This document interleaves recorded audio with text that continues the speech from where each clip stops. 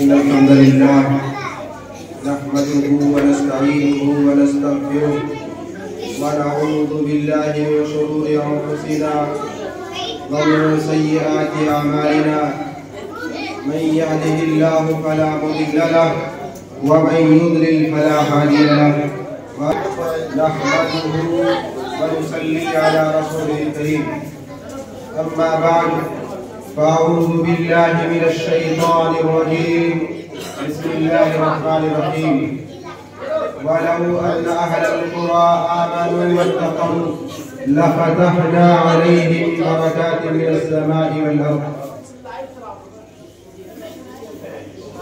हाज़िरीन मजलिस, मुहतरम उलमाए किराम, अज़ीज़ बच्चों,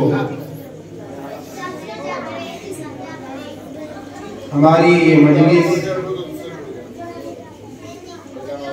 भले ही दिखने में मुख्तसर और छोटी सी है, लेकिन इस छोटी सी मजलिस का जो कद्र है, इसका जो मकाम है, इसकी जो अज़मत है इंदल्लाह, अल्लाह ताला के यहाँ बहुत अज़ीम है। क्योंकि इस तरह की मजलिसें, इस तरह के छोटे मोटे प्रोग्राम जो सिर्फ और सिर्फ अल्लाह ताला की खातिर और इलाए कलिमतुल्लाह के लिए सिर्फ और सिर्फ लोगों को अल्लाह और उसके रसूल की बातें बताने के लिए रचाई और बसाई जाती है। ये जो प्रोग्राम कायम किए जाते हैं, जब इसमें अल्लाह और उसके रसूल की बात होती है, तो ऐसी मजलिसों को अल्लाह ताला के फरिश्ते अपने रहमत के परों से ढांप लेते हैं और अल्लाह ताला इस मजलिस में शरीक होने वाले हर बंदे की मग़फ़िरत का ऐलान करता है। तो इस मजलिस को आप मुख्तसर ना समझें, ये समझे कि आप यहाँ अल्लाह का जिक्र कर रहे हैं और अल्लाह ताला के पास अल्लाह ताला के मुकर्रम फरिश्ते आपका नाम लेकर के आपका जिक्र करते हैं। ये मामूली बात नहीं है कि आप इस मजलिस में बैठे हैं और आपका जिक्र अल्लाह ताला की मजलिस में होता है। ऐसी मजलिसें जिनका इनेकाद सिर्फ और सिर्फ लोगों को दीन की बात बताना है, अल्लाह और उसके रसूल का पैगाम लोगों तक पहुंचाना है, ये बड़ी ही अजीम मजलिसें होती हैं।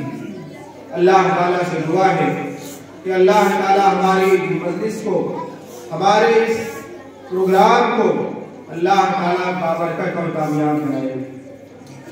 मेरे मुसलमान भाइयों, अजीजों, मोहतरम हाज़रीन, मैंने अभी आपके सामने कुरान पाक की एक बहुत ही जामे आयत की तिलावत किया है, जिसमें अल्लाह ताला ने फरमाया वलौ अन्ना अहलल क़ुरा आमनू वत्तक़ौ। इस आयत में मैं पहले आपको बता दूं, बहुत बड़ी इबरत है हम मुसलमानों के लिए, खास करके छोटे छोटे गांव और बस्ती वालों के लिए। उन लोगों के लिए इसमें बड़ी नसीहत है जो दबे कुचले हैं, जो कमजोर तबके के लोग हैं। वैसे तो सबके लिए है, लेकिन हमारे लिए, गांव और देहात के रहने वालों के लिए इसमें सुनने की और समझने की और इस पर अमल करने की बड़ी जरूरत है। इसीलिए मैंने आपके सामने इस आयत को बयान करना पसंद किया है। इस आयत में जिस अजीम मौजू का अल्लाह ताला ने जिक्र किया है, वो हम मुसलमान हर रोज, बल्कि ये कहिए कि हर मुसलमान की ख्वाहिश होती है कि उस चीज को पाए, और हम हमेशा आपस की दुआओं में उसे शामिल रखते हैं। बल्कि अगर कहा जाए कि आज की मजलिस का जो इनेकाद हुआ है और मजलिस जो रचाई गई है, ये इसी की खातिर है। जिस बात पर या जिस मौजू पर आज मैं कलाम करने जा रहा हूँ, आपको बताने जा रहा हूँ, इस मजलिस का जो लुब्बे लुबाब या इस मजलिस का जो मकसद है वही है, और वो है हुसूल बरकत। कौन इंसान नहीं चाहता है कि उसकी जिंदगी में, उसके कारोबार में, उसकी कमाई में बरकत हो? कौन नहीं चाहता है? हर आदमी चाहता है कि अल्लाह ताला उसकी जिंदगी में बरकत दे, उसकी रोजी में बरकत दे, उसके खाने पीने में बरकत दे, उसके औलाद में बरकत दे। सब चाहते हैं।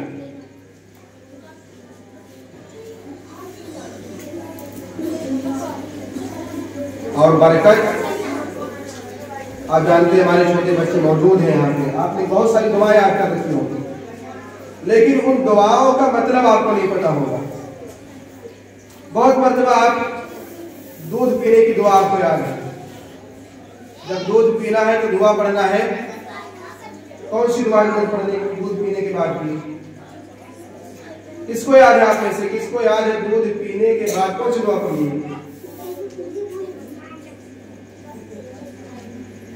अल्लाहुम्मा बारिक लना फीही वज़िदना मिन्हु। यानी दूध पीने के बाद अल्लाह से हम दुआ करते हैं कि अल्लाह तो हमारे इस दूध में बरकत दे दे और हमें और ज्यादा अता फरमा। ऐसे ही बहुत सारी दुआएं हैं। हम जब वित्र की नमाज पढ़ते हैं, वित्र की नमाज में हम जानते हुए या न जानते अनजाने में अल्लाह ताला से दुआ करते हैं, बारिक ली व बारिक ली फीमा आते, और अल्लाह जो कुछ तूने मुझे दिया है उसमें बरकत दे। अल्लाह ताला से दुआ करते हैं। और इससे बड़ी बात और बड़ी चीज ये है कि हर मुसलमान जब किसी से मिलता है तो उसे ये दुआ सिखाया गया है। ये दुआ वो करता और कहता है, अस्सलामु अलैकुम व रहमतुल्लाहि व बरकातुहू। यानी वो अपने भाई के लिए दुआ करता है कि अल्लाह तुम पर सलामती, रहमतें और बरकतें नाज़िल फरमाए। यही नहीं बल्कि अल्लाह के नबी सल्लल्लाहु अलैहि वसल्लम ने हमें वो अमल जिसे इस्तिखारा कहते हैं, जब किसी इंसान को कोई बहुत ज़रूरी अमर पेश आ जाए तो अल्लाह के नबी सल्लल्लाहु अलैहि वसल्लम ने उसके लिए एक नमाज इस्तिखारा बताया है और दुआ सिखाई है। उस दुआ में अल्लाह के नबी सल्लल्लाहु अलैहि वसल्लम ने बताया है कि अल्लाह ताला से दुआ करते हुए कहना है कि अल्लाह तू ही बहुत अजीम है, तू सब कुछ जानने वाला है। अगर तू जानता है कि ये चीज हमारे लिए बेहतर है, फ़क़दुरहु ली, तो तू हमारे लिए इसे मुक़द्दर कर दे, हमारी तकदीर में लिख दे इस मामले को। वयस्सिरहु ली, और हमारे लिए इसको आसान बना दे। वबारिक ली फी, और मेरे लिए इस काम में बरकत अता कर दे। तो बरकत की दुआ हम एक दूसरे से मिलते जुलते करते हैं। बरकत की दुआ हम अक्सर नमाजों में करते हैं। बरकत की दुआ हम खाने पीने के वक्त करते हैं, हर वक्त। और एक मुसलमान की चाहत भी होती है कि उसके हर चीज में बरकत हो। और सहाबा अक्सर आपस में एक दूसरे की दुआ किया करते थे। और अब भी हमारे यहाँ ये रिवाज कम है। हम एक दूसरे को दुआ देना या दुआ लेना मायूम कैसे समझते हो? हम ये समझते हो कोई हमारे लिए दुआ करे तो हमारे लिए मायूम है। कोई जज़ाकल्लाह खैर भी कहते अगर हमसे तो सोचते हैं कि उसने गलत किया है। या जज़ाकल्लाह खैर से मौलाना लोग कहते हैं, जबकि ये बात आप सऊदी वगैरह में देखें आम बात है। आप कोई भी काम करें तो उस पर आपको जज़ाकल्लाह खैर, बारकल्लाह फीक, बारकल्लाह फीक बहुत ज्यादा है, कसरत से इसका इस्तेमाल करते हैं, यानी बरकत की दुआ देते हैं। सहाबा के यहाँ भी ये मामला कसरत से होता था। बहुत ज्यादा एक दूसरे को दुआ देते थे कि अल्लाह तुम्हारे काम में बरकत दे, बारकल्लाह फीक, अल्लाह तुम्हारे माल में, तुम्हारे रोजी में, सब में बरकत फरमाए। बल्कि सहाबा तो अल्लाह के नबी सल्लल्लाहु अलैहि वसल्लम के पास आते थे और अल्लाह के नबी से बरकत की दुआ करवाते थे। हज़रत अनस रज़ियल्लाहु ताला अन्हा की वालिदा हज़रत अनस को लेकर के अल्लाह के नबी के पास आए दुआ करवाने। तो अल्लाह के नबी सल्लल्लाहु अलैहि वसल्लम ने उनके लिए दुआ की और अल्लाह के नबी की दुआ की बरकत का सबब, अल्लाह के नबी की दुआ की बरकत की वजह से हज़रत अनस रज़ियल्लाहु ताला अन्हु की जिंदगी में इतनी बरकत हुई कि 100 साल से ज्यादा वो जिंदा रहे और उनके जो औलादें थी, बेटे बेटियां पोते नवासे सब मिला करके 100 से ज्यादा उनकी तादाद होगी, और मालो दौलत भी उनके पास बहुत ज्यादा है। तो हम मुसलमान, हमें ये तो पता है कि बरकत हमें मिलनी चाहिए, हमें बरकत हासिल होनी चाहिए। अल्लाह ताला हमारे माल में, हमारे काम में बरकत अता फरमाए। हम दुआ भी करते हैं, हम दुआ करवाते भी हैं, और हमें पता भी है कि बरकत होनी चाहिए, लेकिन कैसे मिलेगी बरकत, कैसे हासिल होगी। हम ख्वाहिश तो रखते हैं कि अल्लाह ताला हमारी जिंदगी में बरकत दे, हम अमल भी, अब तो हमें चाहिए कि हम अमल भी उसी तरह से करें, लेकिन हमारे आवाज इसके बिल्कुल बराबर से। ये ऐसे ही है जैसे एक आदमी बराबर शराब पी पी के बीमार हो गया हो, लेकिन वो अपना शराब पीना ना छोड़े, लेकिन वो दुआ सिर्फ करवाए, बस दुआ करवाए कि दुआ कीजिए मैं ठीक हो जाऊं।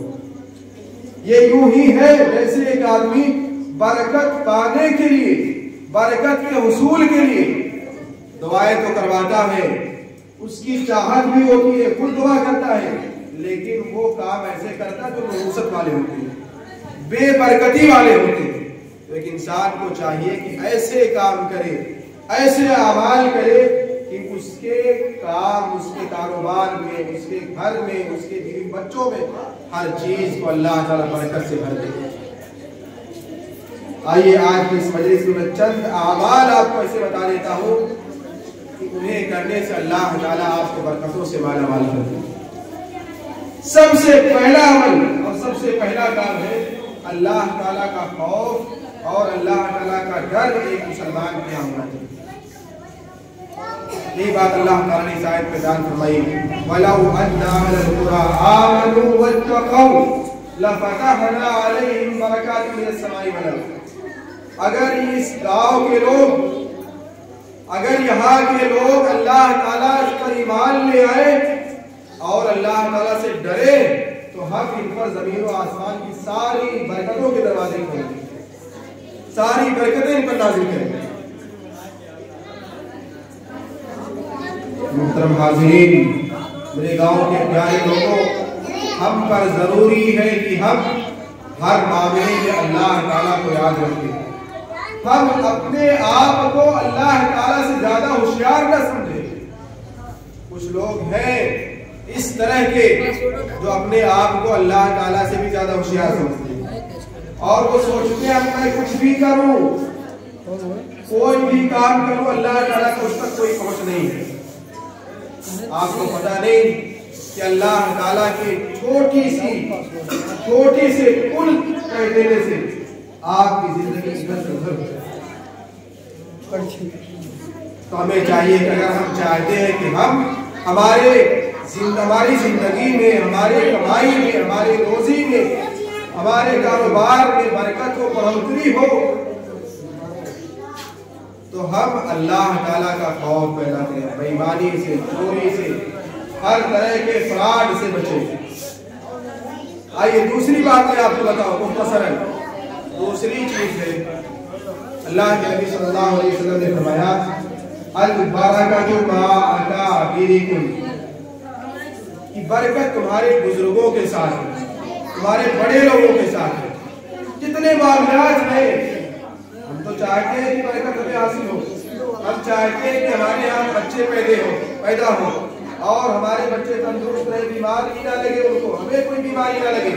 हम चाहते हैं कि हम जब कोई घर बनवाए तो उस घर में भूत प्रेत शैतान ना रहे, कोई आश्रय ना हो उस पर, घर में बरकत हो, हमारे कारोबार में बरकत हो, ये तो चाहते हैं, लेकिन अमल और काम नहीं करते बरकत वाला। अल्लाह के नबी ने फरमाया दूसरा काम क्या है, अल बरकतु मा अकाबिरिकुम, बरकत तुम्हारे बुजुर्गों के साथ है।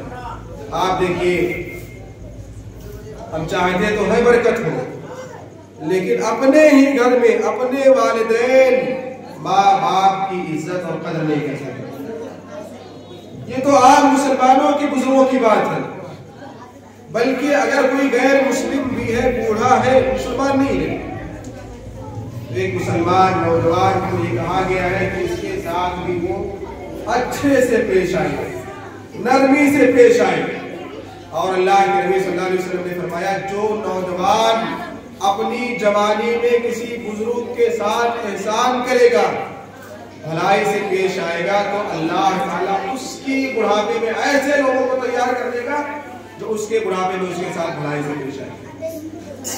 और अगर कोई अपनी जवानी में किसी बूढ़े और बुजुर्ग को रुसवा करेगा, अल्लाह ताला उसको रुसवा करने के लिए दूसरे को तैयार करेगा।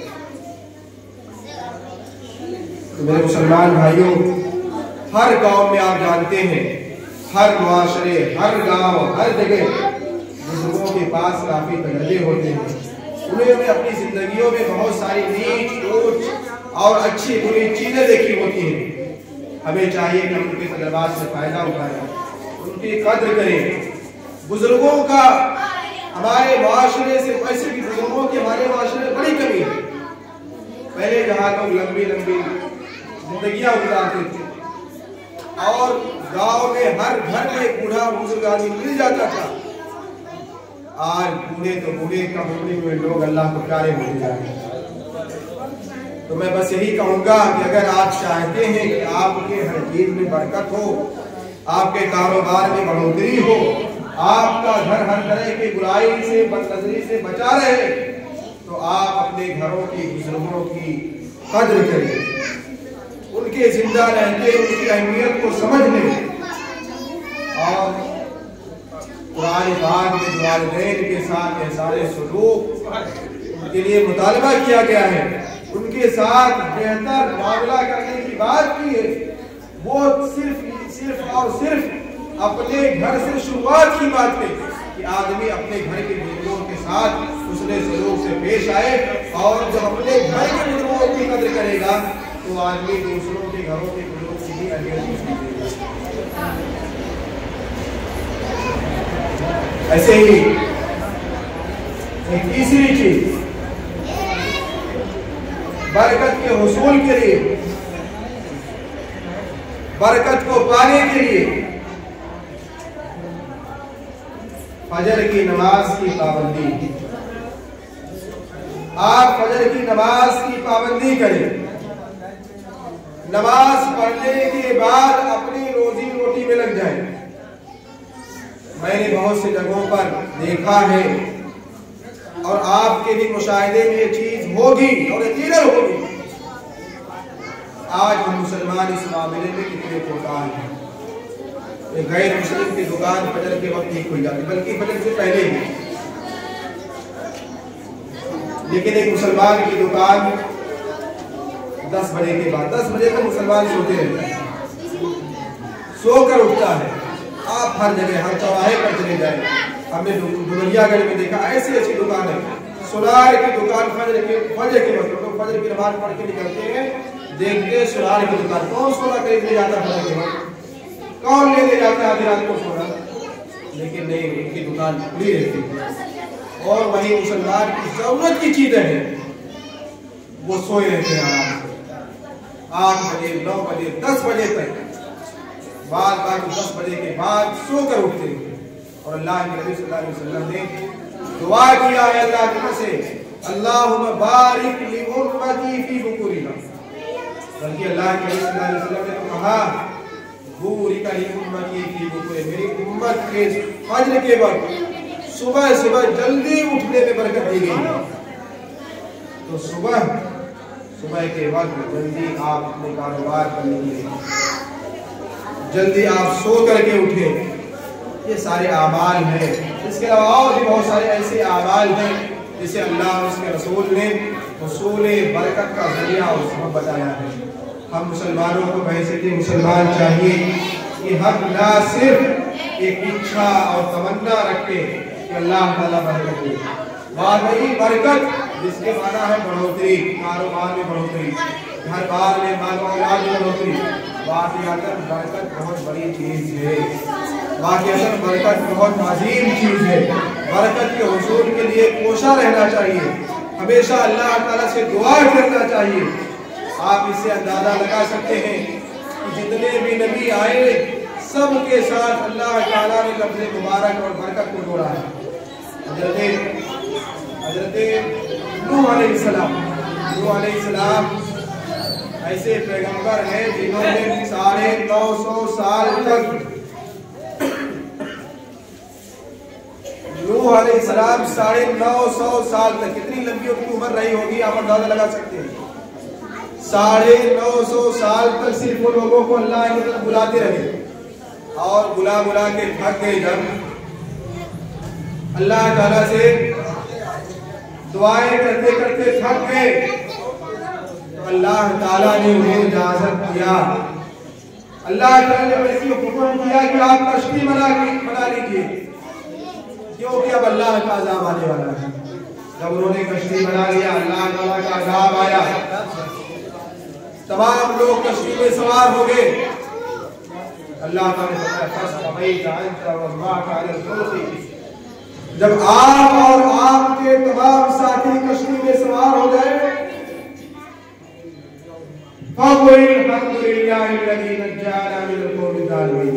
तो अल्लाह ताला से दुआ करे कि ऐ अल्लाह, बड़ी तारीफ, तेरी बड़ी तारीफ है, तुम्हारी तारीफ के लायक, तमाम तारीफ तेरे लिए जिसने हमें जालिमों से बचाया है, जालिमों से निजात दिया है। वक़ुल रब्बि अंज़िलनी मुनज़लन मुबारकन व अंत खैरुल मुनज़िलीन। और साथ ही दुआ करें और साथ ही कहे, ऐ मेरे रब मुझे तू मुबारक जगह उतारना, जहां भी उतारना, जहां भी मेरी मस्कनत हो वो बाबरकत जगह, बरकतों वाली हो। आप तो बेहतरीन उतारने वाले हैं। आप अंदाजा लगा हजरत मूसा अलैहिस्सलाम, हजरत मूसा अलैहिस्सलाम के अंदर इतनी जुरात, इतनी बहादुरी कि वो फिरौन जैसे जालिम बादशाह और हुक्मरान के खिलाफ उन्हें तैयार किया गया और वो तैयार हुए गए बड़ी जुरातमंदी के साथ। फिरौन के सामने अल्लाह ताला के पैगाम को रखा। ये सब और सब सिर्फ और सिर्फ अल्लाह ताला की दी हुई बरकत का नमूना था। इसी बात का ऐलान तो उन्होंने उस वक्त किया था जब हजरत मूसा अलैहिस्सलाम अपनी वालिदा के गोद में थे, और जब इस वक्त एक बच्चा बोलता भी नहीं, उस वक्त उन्होंने बोला और कहा, इन्नी अब्दुल्लाह आतानी अल-किताब वजअलनी नबिय्या, मैं अल्लाह का बंदा हूँ और मुझे अल्लाह ताला ने किताब दिया, मुझे नबी बनाया है। वजअलनी मुबारकन, और अल्लाह ताला ने मुझे बरकतों वाला बनाया, मुबारक बनाया, बाबरकत बनाया अल्लाह ने मुझे। मा दुम्तु हय्या, जब तक मैं जिंदा रहूंगा, तो जब तक मैं जिंदा रहूं अल्लाह ताला ने मेरे साथ बरकत को रख दिया। वौसानी बिस्सलाति वज़्ज़काति, और जब तक मैं जिंदा रहूं अल्लाह ताला ने मुझे नमाज और ज़कात का हुक्म दिया है। देखिए किस तरह से अल्लाह ताला के पैगंबर अल्लाह ताला से जहां अपने घर, अपने रहाइश और अपनी सुकूनत के लिए अल्लाह ताला से दुआ करते हैं।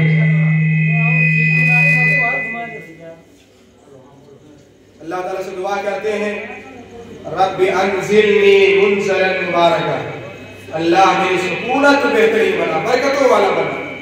जहां अल्लाह के नबी हज़रत मूसा अलैहिस्सलाम कहते हैं कि अल्लाह ताला ने बरकत को मेरे साथ नाज़िल कर दिया है, मुझे मुबारक बनाया है।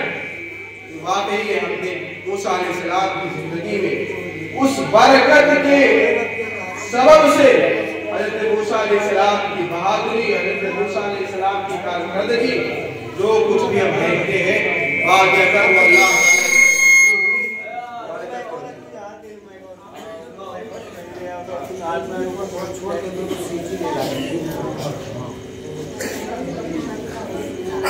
निचवाड़ा संबोधन छोड़े का काटो।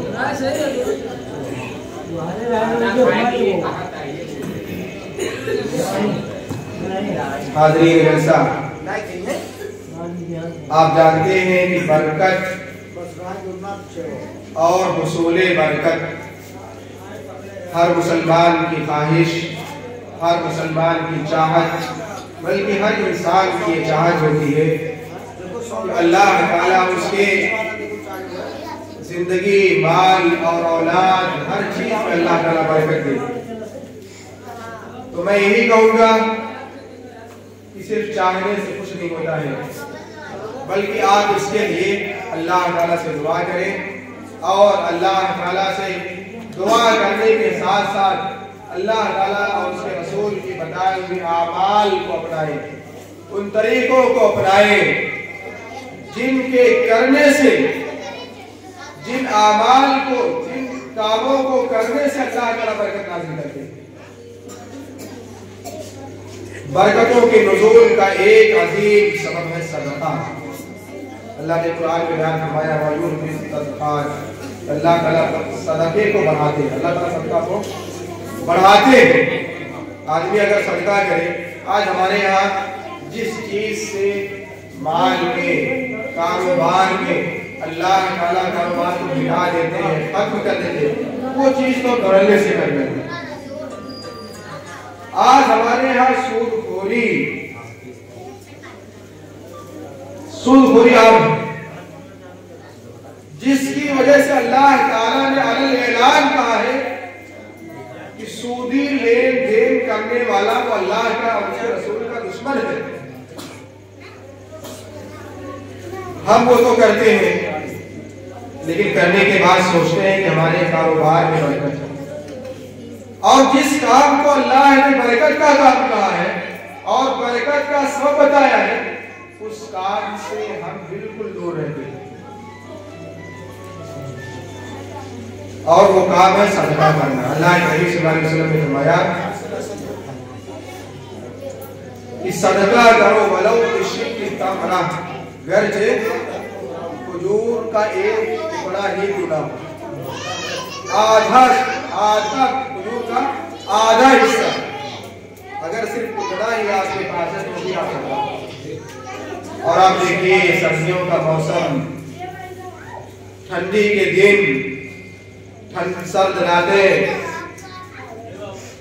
आप महसूस कर सकते हैं कि किस कदर इस दिनों में एक आदमी को गर्म लिबास और गर्म लिहाफ और नर्म बिस्तर की जरूरत होती है।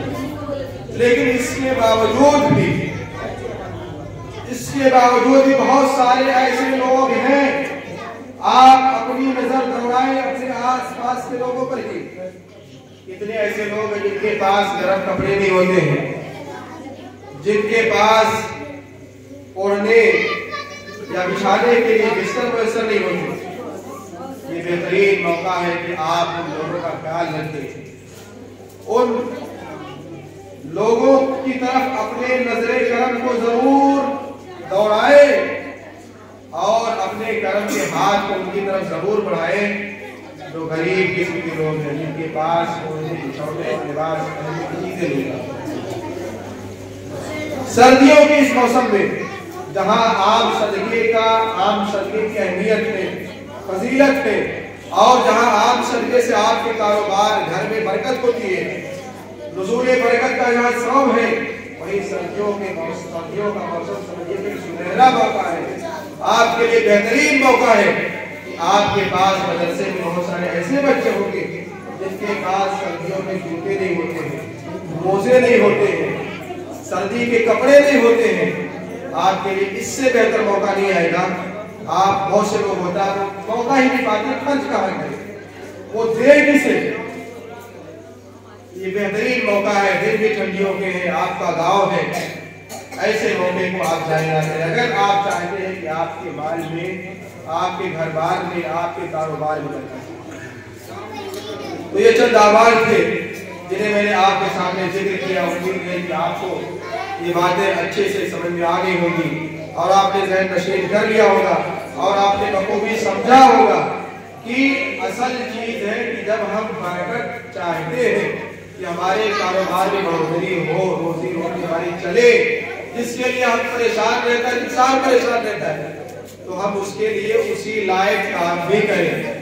ऐसा ना हो कि हम अपना इलाज करवा रहे हैं लेकिन इलाज करवाने के लिए हम जिस चीज का इलाज करवा रहे हैं, हम उसके इलाज के साथ साथ जहर भी खा रहे हैं।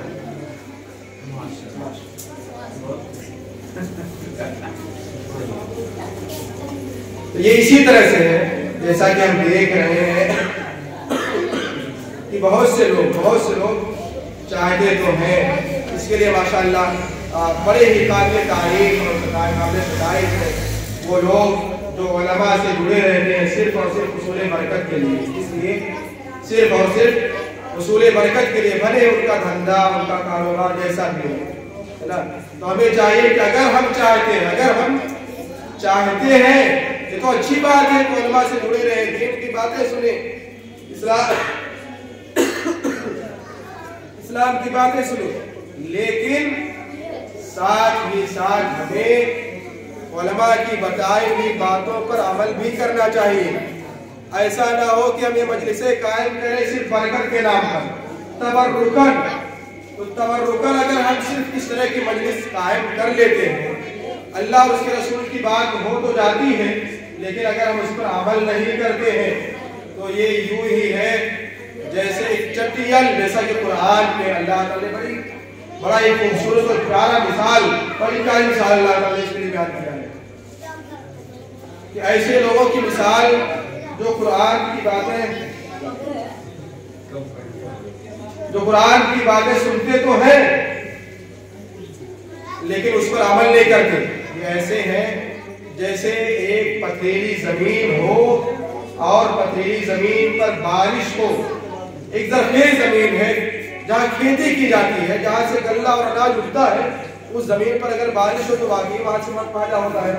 लेकिन अगर ऐसी जगह है जो पथरीली जमीन है, वहां बारिश से कोई फायदा नहीं होता, वहां पे बारिश से कोई फायदा नहीं। तो आप इस तरह से ना बनिए कि आप ही के यहाँ कुरान की बात उलमाए किराम बताए, हदीस की बात बताए, अल्लाह उसके रसूल के आपके फायदे की बात करें। ये कहो कि आपके फायदे की बात बताएं, दूर दराज से आ करके बताएं, आप कुछ उस पर अमल कर ले, कुछ तो आप सोचें और समझें। लेकिन आप सिर्फ इस मजलिस का क़याम का मकसद अगर सिर्फ तबर्रुक रह जाए तो समझिए कि इस मजलिस का फायदा नहीं हुआ। वो फायदा नहीं हुआ अगर आपने इस मजलिस में उलमा के मसाइल और उनकी नसीहतों को सुन करके उसको अपनाया नहीं, उस पर अमल नहीं किया। और अभी भी अगर वो लोग जो धोखाधड़ी, फराड को अपनी होशियारी समझते हैं, वो लोग जो बेईमानी को अपना बेईमानी कर लेने को, किसी के साथ धोखा दे लेने को, अपने आप को बड़ा चालबाज और होशियार समझते हैं, उनके जैसा कोई नहीं है। अगर इस मजलिस से जाने के बाद भी अगर वो अपनी बेईमानी से, अपने कारोबार में धोखेधड़ी से बाज न आए तो फिर इन मजलिसों का वो फायदा नहीं मिला उन्हें जो मिलना चाहिए। और वो फायदा क्या है? अगर हम वाक़ईतन चाहते हैं कि अल्लाह ताला बरकत दे तो हमें उलमा की नसीहतों पर अमल करना होगा, अल्लाह ताला और उसके रसूल की बताए हुए अहकाम को अपनाना होगा, तभी हम मुकम्मल तौर पर इस आयत पर आमिल होंगे। तो अल्लाह ने फरमाया वलौ अन्ना अहलल कुरा आमनू वत्तक़ौ लफतहना अलैहिम बरकातिन मिनस समाई वल अर्द।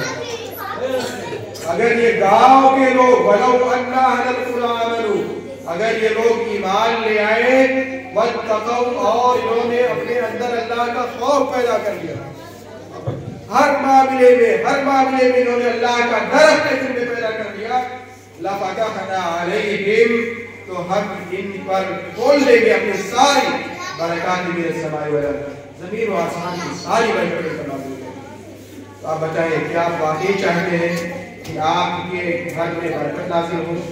क्या आप वाकई चाहते हैं कि आपका घर शानदार और हर तरह की बीमारी से, हर तरह के शैतानी हरकतों से, हर तरह की परेशानी से आप महफूज रहें? क्या आप चाहते हैं? क्या आप चाहते हैं कि आपका कारोबार बढ़े? नहीं चाहते, यानी कि आप नहीं चाहते हैं कि आपका कारोबार बढ़े, आपके घरों में बरकतें नाज़िल हो। अगर आप चाहते हैं, आपको इस आयत पर अमल करना होगा। इस आयत पर अमल किए बगैर भले चंद दिनों में आप इधर उधर करके थोड़ी सी नुमाइश कर ले, दिखा ले, बड़े बन ले, बड़े कारोबारी बन ले, लेकिन हकीकत में उस अमल में बरकत नहीं। कितने ऐसे लोग हैं जो लाखों का कमाते नहीं, लेकिन बरकत ना के बराबर है, वो सुकून नहीं है उनके पास, वो इत्मीनान नहीं है, वो इत्मीनान नहीं है। अगर हम चाहते हैं कि अल्लाह ताला की दी हुई रोजी में अल्लाह हमें बरकत दे, अल्लाह ताला हमें उस रोजी, हमारी उस रोजी और हमारी औलाद को, हमारे पास और हमारी जिंदगी को अल्लाह ताला तादेर रखे, तो हमें अल्लाह उस रसूल की तरफ लौटना होगा। हमें अपने दिलों में अल्लाह ताला का तक़वा पैदा करना होगा।